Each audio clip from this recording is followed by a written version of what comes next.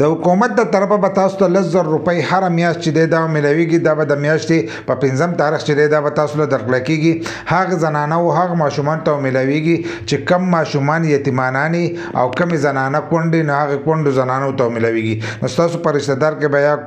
کونډې زنانه یا کې یتیمانان ماشومان ځکه په هر خاندان کې چې لازم یا زنانه کونډې یا په دغه شانتي ماشومان چې دي هغه پکې یتیمانان نو دا ویډیو چې دا سره شیر کوي چې هغه ته مور ورسي او ته په خپل وینا وکړي ځکه چې کوم موبایل وسر نه نو تاسو لاړ شئ کوم محله کې څوک یتیمانان یا کونډې زنانه نه هغه ته وینا وکړي چې هغه باندې کې رجسټریشن وکړي د دې نه مخکې موږ باندې ویډیو کړو خو ځینې کسانو هغه ویډیو نه وکتل کله چې دا پروګرام نوې شروع شو وس د دې ورځو شوې نو کوم کم کسان ګوري نو په دې ټایم باندې چې کم کسان ګوري هغه د لاړ شو باندې کې د رجسټریشن وکړي چې هغه تم د 100,000 روپۍ میاشت چې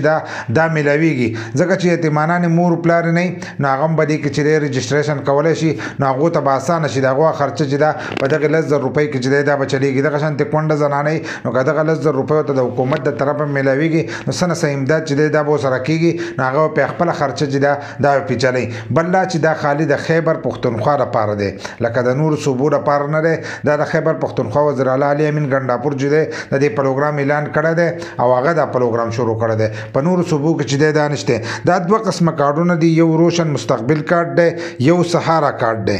دا دوه کارډونه چې دي دا تاسو جوړول شي خو په یو فیملی کې چې دا دوه نه جوړیږي لکه اوس یتیمانانو می او کونډو می نو دا په دې یو کې نشي دخ کیږي یو کس ته ملويږي یا به یتیمانانو بچو ته ملويږي یا به مور ته چې دا هغه ته ملويږي نو د دې رجسټریشن څنګه کیږي د دې رجسټریشن چې دا اپلاین هم کیږي آنلاین د دې فارم چې دا موجود دی او کوم شرطونه چې دي هغه شرطونه هم موجود دي نو د سیټ ته تاسو ته سکرین ریکارډینګ کاریږي که تاسو دا ویب سټ د ځان سره کولاوي نو دا به د ویډیو په ډسکرپشن کې د دې لینک پروت په یوټیوب کې مظلومیت سپیک سرچ کړئ زموږ د یوټیوب چینل به ترځي نو د دې په ډسکرپشن کې به دا لینک پروت نو دا فارم چې دا تاسو د ځان سره ډاونلوډ کولای شئ او دا چې دا تاسو ډکولای شئ او جمع کولای شئ نو څنګه دا فارم چې دا تاسو ته په دې سیټ چې دا ویب سټ به کاریږي بدی کې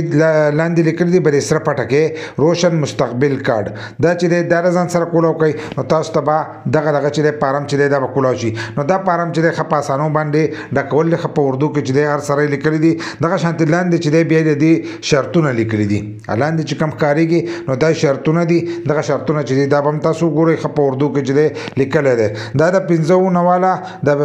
14 کال پر ماشوم ته چې نو دغه وظیفه چې ملوي دا شرط بدی کې هم موجود دی دغه شانت بیا د هغه پلار ډیټ سرټیفیکیټ مو کمال سره چې دا هغه ریکارډ به تاسو نه غواړئ خو ویډیو چې دا هغه بیا وګديږي یو دار یو ورپسې بدی بسې دی سهارا کارت چې دی هغه به تاسو ته